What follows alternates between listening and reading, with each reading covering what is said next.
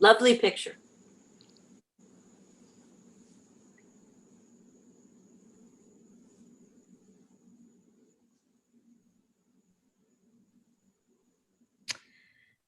Okay. Hello, everyone, and thank you for joining us on our YouTube live channel for our CIEH live monthly series. Today we have two physicians, two pediatricians who will talk to you about products going back to school and healthy and non-healthy products. So we're looking forward to your engagement. Let me first introduce Deborah Steinbaum. Deborah is a pediatrician. She worked 10 years at Mount Sinai, both in pediatrics and integrating mental health information for primary care. She's also worked in school health, both as a school physician and now as a district physician in Wanacue, New Jersey. She's board certified in child abuse pediatrics and general pediatrics, and she has a master's in public health from a collaboration of Mount Sinai and NYU.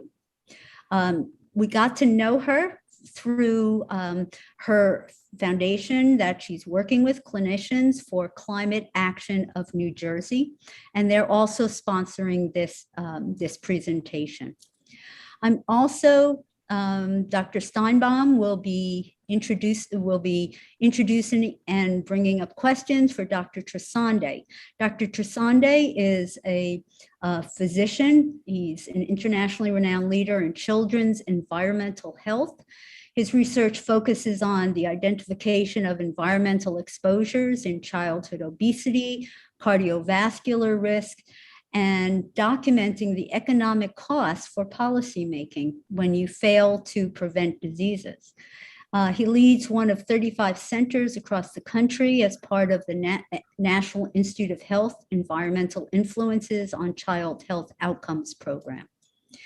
He is also the director of the Center for the Investigation of Environmental Hazards, which is supporting and helping to broadcast this communication. So Dr. Trisande is extremely interested in a variety of toxicants that affect children, including plasticizers and other toxic and carcinogenic agents. So I'm going to turn it now over to Deborah and take it away. Thank you. Okay, thanks. So I'm going to start by asking you, Leo, when we said this is called, are the products really safe that your child is using? What do we mean by products? What is a product anyway? Well, it's a great question. And it's always great to hang out with a dear friend and colleague going way back. So it's a delight to be here.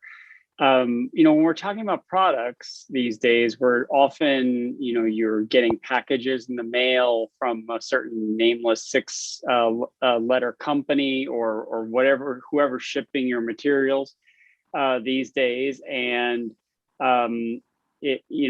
there's a process by which things get put together ultimately into a final product.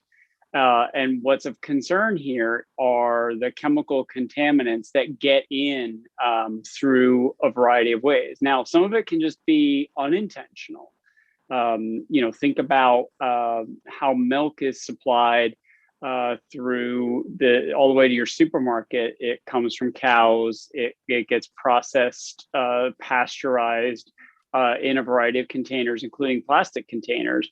And that flexible tubing that's in the plastic containers isn't completely inert. There are additives used to soften the plastic that can absorb into the milk and get in ultimately into our bodies. When you think about the carpeting you buy, or let's say a new shiny toy, it might be wrapped in plastic, and thereby that plastic may leave a residue, a dust-like residue that ultimately, through babies' hand-to-mouth behavior, and they're putting things in various unusual spots, not unlike some grown-ups. But I'll stop there. I'll just talk about myself at least. And so the point being that there are a variety of ways that what we think of as a product has other things that are coming along for the ride. And then you have companies that are making products with materials that aren't being fully vetted the way you might think. In particular, when it comes to food packaging and cosmetics and personal care products, there are a number of loopholes in the safety framework where chemicals are essentially allowed to be introduced intentionally, even for the sake of making a product better. For 1 second, because you covered a whole lot of stuff. And Right. being that I'm a generalist and I work with people all over, my red flags were going up left and right. So let's start with the first thing you brought up, which is milk. Yep. When I talk to people, there's so many questions and concerns about milk, organic milk, not organic milk. What's the take? Should we get it in a plastic bottle because it comes in those? You can pay a whole lot of extra money and get a glass bottle. Or is it better in the kind of lined paper container? What do you think? So that's a great question. And I'm glad you stopped me because it gets complicated and the messaging is not always clear cut. So let's talk about eating organic and drinking organic milk. So the reason to eat organic is to avoid getting pesticides into your body, synthetic pesticides that were largely developed after World War II, originally as nerve gas agents, but were found to be useful to get rid of all those creatures and critters that get into, agriculture essentially and into the home. Right. So we're drinking nerve gas agents. Well, the original thought process was a little bit of that chemical category wouldn't be bad for you. And because the human body has some unique aspects that protect it compared to the critters that run around. So the thought process was much like we learned in medical school, only the dose makes the thing a poison. But now we realize that at very low levels of exposure, these chemicals can hack our hormones in our bodies and thereby contribute to disease and disability. And thyroid hormone, which you and I are used to testing newborn babies right in the nursery, is a crucial growth factor for the developing brains of kids. Particularly pregnancy is also another vulnerable window of susceptibility. We know that pesticides can disrupt thyroid hormone and literally can contribute to brain damage in kids who are exposed. So are these pesticides not in organic milk, but they're in your regular store-bought milk? That's not to say there aren't pesticides used in agriculture, but we're making the distinction here between synthetic and natural pesticides. Now, I'm not suggesting that the natural pesticides don't have health effects, but the fact is they have relatively few health effects compared to the synthetic pesticides that we thought originally were safe, and science is telling us that there are greater concerns there. And I'm not here to say natural is necessarily safe either. I'm not one of those people. But the fact is that we have studies directly relating levels of these synthetic pesticides to effects on the developing brains of young children. And that's why we need to take the safe and simple step and eat organic if we can. And we can get into some of the mechanics and some of the cost issues as we go. And what about the container that milk is in? Does it matter? It does. Now, there are limits to what everyone can do because glass containers went out of fashion, I would say a couple decades ago. They're coming back. And we got used to, putting everything that we could conceivably imagine in a plastic container. If you're going to choose organic milk, for example, and it comes in a plastic container, I've bought organic milk in a plastic container, and I do buy it when that's my only option. I'll go the extra mile in my own personal story and buy glass, but that's me making a personal statement at some level. When you're talking about direct human health consequences for kids in particular, The reason why you drink organic milk is because cows and other farm animals accumulate these pesticides when they don't eat organic agriculture, because that's what organic milk essentially means, is that these cows were raised in systems that didn't use these synthetic chemicals in the first place. And, you know, cows and humans being who we are, we accumulate and concentrate chemicals that we're exposed to in our daily lives. Okay. So one thing I want to say while we're talking about this stuff that I frequently think about in my own life and talk with patients about also is don't let the perfect be the enemy of the good. That means if you can't do everything exactly the way we think it, in our minds it should be done, whatever small steps you can take actually do make a difference. So even if I don't go out tomorrow and buy organic milk in a glass bottle, it doesn't mean that the small steps that I might take or other people might take aren't worthwhile. And sometimes it can feel very overwhelming that every single thing we touch is a toxin, I think. And with that, I wanted to also talk to you about a couple of other things that have come up lately, including toys. You said toys recently, and I know people are going to be Christmas shopping soon. So Yep. we decide on toys for our kids. What am I looking for? What am I going to exclude or include? So we've come a long way because of consumer activism, frankly, making the companies really take a breath and say, wow, people are listening and I'll lose my profit if I don't do the right thing. So there were a lot of these plastic softeners called phthalates. It's a complicated word to spell, but the bottom line is that these chemicals mess with the male sex hormone testosterone and also disrupt the body's metabolism, potentially contributing to obesity, independent of healthy diet and good physical activity. So what they've done, and actually the Consumer Product Safety Commission has required it as well, is to not require phthalates of concern in toys. Now, as an additional safety measure, I would suggest, there's wood blocks, wood toys have come on the scene much more than ever before. And, when you think about the broader impacts on the planet here of plastic, every time you're buying a piece of plastic, let's say a toy even, you have to think about the whole lifespan of that plastic toy. If it doesn't get recycled, it goes into trash, it goes into a landfill, it might even get into our ocean. There's a whole microplastic issue. But from a direct human health perspective, we already know there are concerns about reducing your exposure to plastic. And it goes back to your point about doing the little things that matter. So why are plastics so bad? Why am I going to worry if I have my water from a plastic bottle versus an aluminum steel bottle?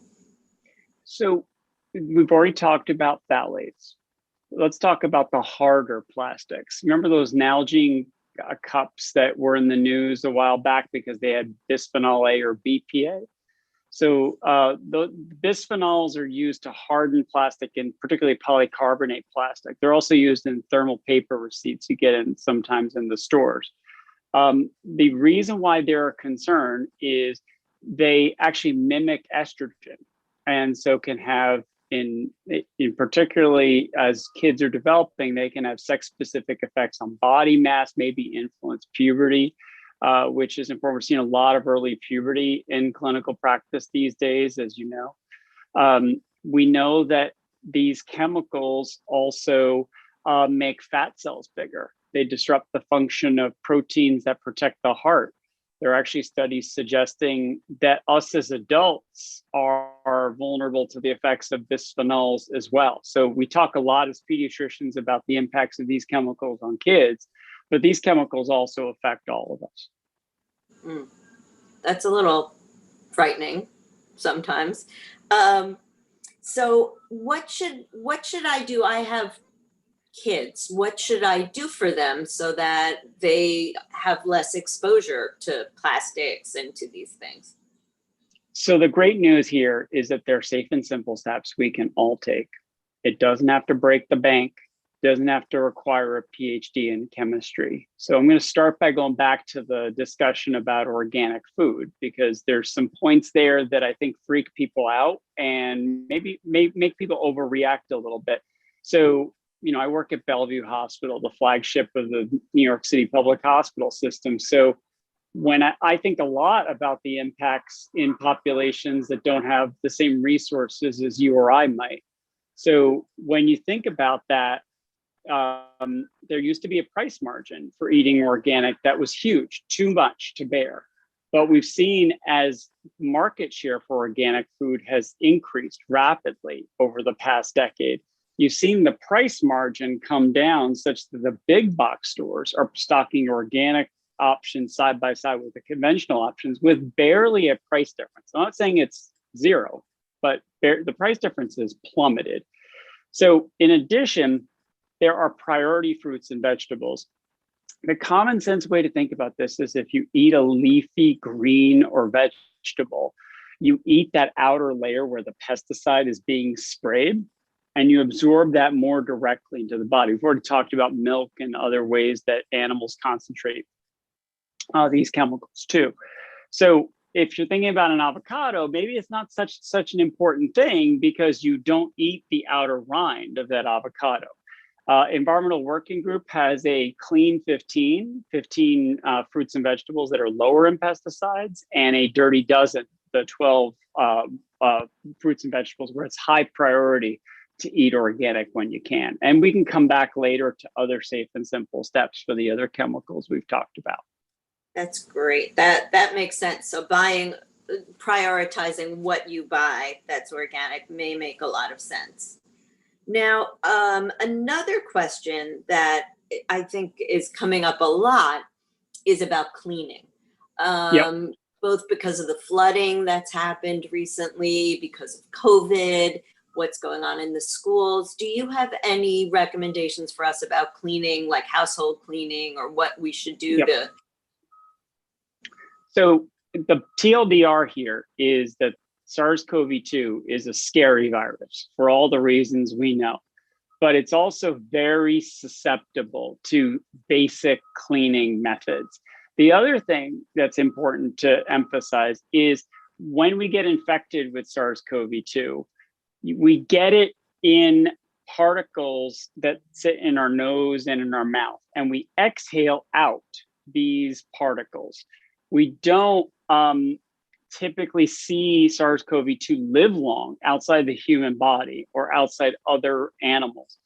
And so as a result, that means that early on in the pandemic, we probably overreacted a little bit by cleaning every surface with Clorox or some other high intensity cleaning detergent. And particularly, we realized that SARS-CoV-2 died pretty readily with soap and water. So again, it's going back to, I'm not saying don't have good hand hygiene. I mean, you got to wash your hands, you got to, sing the Star Spangled Banner or whatever song of choice for 30, 60 seconds to really make sure you get all those crevices and kill the bugs there. And there's this thing called flu that's about to come into season, and that's a problem too.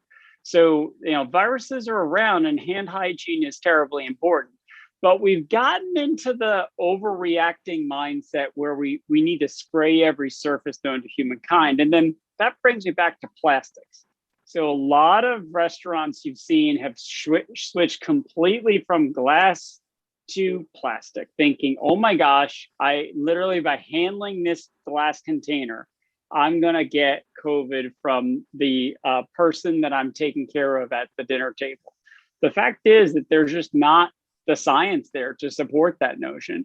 And all you're doing is just adding to the use of single-use plastics that don't get recycled. We know that 9% of plastics get recycled, and there's no infection risk to good old glass. Well, that's good to know. Another question really is about some of the things that people are using for cleaning. Are there things that we should avoid? Are there things that are safer to use? So this is where I don't think you need a PhD in chemistry. I'm going to describe some of the chemicals of concern because they've gotten some attention even in the news. So these quats, quaternary amino acids, these are chemicals that are high potency cleaning materials. They are potentially contributors to cancer, among other conditions. And early on in the pandemic, we wanted to make sure we had enough cleaning. You know, it was hard enough to get toilet paper, for example, right? So people were a little anxious about having enough cleaning materials to go around. And then again, like I said, we didn't know much about SARS-CoV-2. The fact is that you don't need a lot of chemically intensive materials. You don't need to worry as much about whether something is proven to disinfect against SARS-CoV-2. Most anything out there that is a serious cleaning material is going to do the job. And there's good old soap and water. Now, one website I would suggest again is the Environmental Working Group that has databases. So you can pick and choose the products that have the safer alternatives in them and don't have as many chemicals of concern. And I think that might be ewg.org, the environmental. That's right. Wonderful. So we can check out cleaning products as well as foods from the Environmental Working Group. That's great. So I think we have time for probably one or two other questions. What can we do to help protect our children from some of these things? Do you have any specific recommendations that are things that are easy to do that we wouldn't necessarily have thought of? That's a great question. So let's go back to plastics for a minute. So avoiding canned food. Now, canned food, you're like, well, what's plastic about canned food? That lining inside cans is mostly epoxy resin, which can often contain bisphenols. And studies have shown you can increase the levels of bisphenols by eating canned food as much as 1,200%. So avoiding canned food is a straightforward way to reduce your bisphenol exposure. And you don't have to reduce your vegetable intake in that respect. There are frozen plastic bags, frozen plastic bags that carry fruits and vegetables. But as long as you cut the plastic open and pour the vegetables into, let's say, a glass container or whatever your container of choice is, you pop that in the microwave, steam it, or do whatever you need to do, you don't resorb a lot of plastic, particularly at that cold temperature. And the types of plastic that are used in those bags are better. I'm not saying they're great, but again, it's about avoiding the perfect being the enemy of the good. A little bit more about plastic. You may have noticed I emphasized getting the food out of the plastic container before microwaving it in particular. That's because microwaving is a great way to resorb plastic materials into food. It's all at a microscopic level. You're not going to see microplastics fall off. They're not brittle. And microwave safe plastics are particularly a misnomer because at that microscopic level, there are chemicals that are they're intentionally added to the lining that resorb and are not covalently bound to the plastic and thereby absorb into food, particularly at the high temperatures. Same goes for machine dishwashing plastics, where that harsh detergent adds an additional way. And don't forget, polymers, which are what plastic really is, can break down into monomers at these high temperatures. And those small molecules get into food as well. Excellent. So no microwaving in plastic, and don't put plastic in the dishwasher. Yep. And for bonus points, there's a recycling number on the bottom of most plastic containers. The ones to avoid are 3, 6, and 7. 3 is for the phthalates we've talked about. 6 is for styrene, a known carcinogen, and 7 are for those bisphenols. So the good ones are 1, 2, 4, and 5. Yes. Those are the ones that keep you alive. Yes, that's right. Wonderful. Well, I think we are coming to the end of our time together, but what a pleasure this has been to sit and chat with you about this stuff. Yeah, time flies when you're having fun. I have a ton of questions for you. So next time we'll delve into even more good stuff. We'll So repeat this. That's great. Excellent. All right. Cool. Good to see you. Likewise. Thanks, Deborah. Stay well and safe. All my best You to the family. too. Stay safe. I just want to thank you both again. Even as a scientist, I learned so much, so I can just imagine what our listening audience have taken away from this. Thank you both, Deborah and Leo. It's been fabulous. And please, we will be on this link that you joined us on YouTube. It will be on until we take it down. So it'll be on for quite a while. And we encourage you to get your friends, colleagues, neighbors to listen and ask questions. So thank you very much. I'm just going to ask Leo and Deborah to stay on for another minute. And again, please join us next month. We'll be talking about microplastics, air pollution, and some other